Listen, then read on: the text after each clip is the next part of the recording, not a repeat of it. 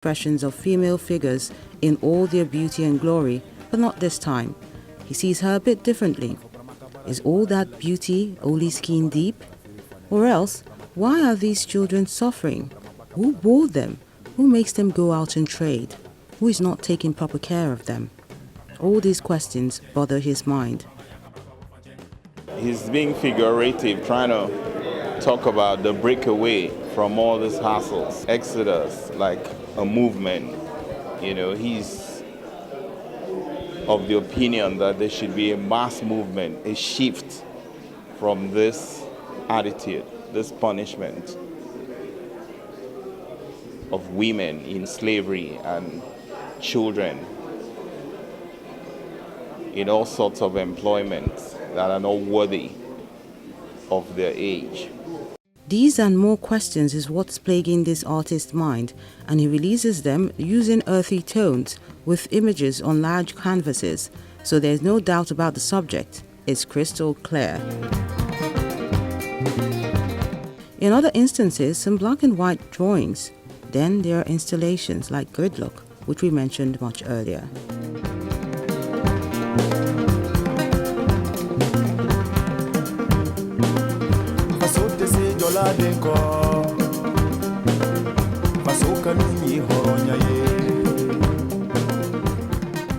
With Exodus, the artist is adding his voice to those asking for the need to change society for the better.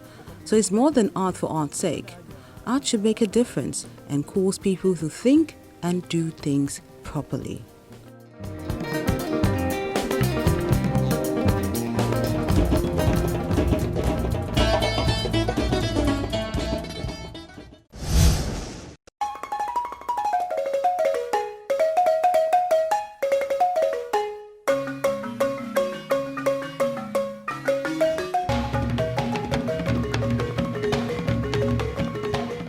Born July the 30th, 1922, Horst Bayer was a man of many parts.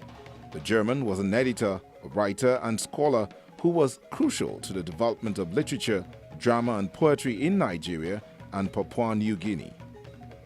His father was a medical doctor and a lover of the arts who encouraged his son to embrace it at a young age.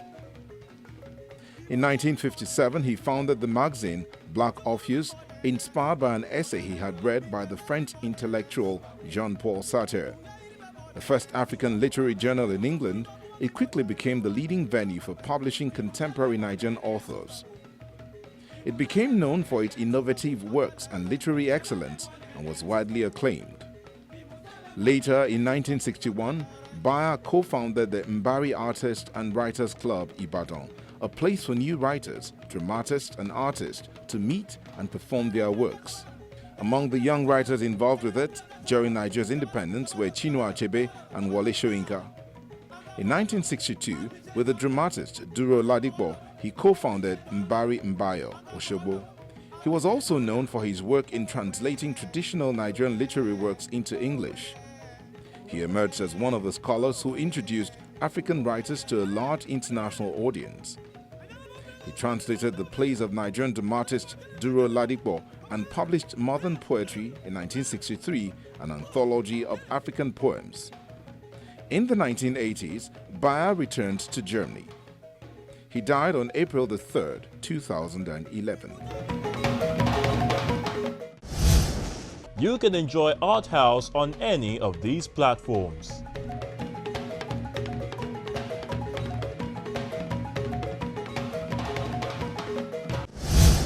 An interesting ride on the show today, and I hope you enjoyed it. And there's so much more where that came from if you tune in next week. So let's take a peek at what to look forward to.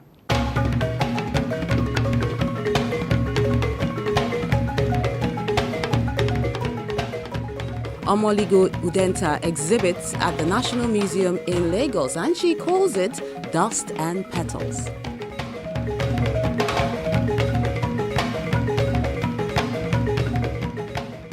We saw a performance of Wole Soyinka's play, but what we did not see was an exhibition of his personal collection. We'll explore that next week.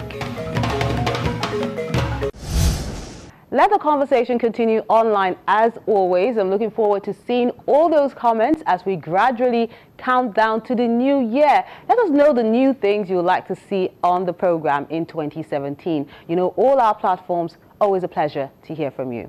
I'm Melinda Akinlami. Thank you so much for staying with us.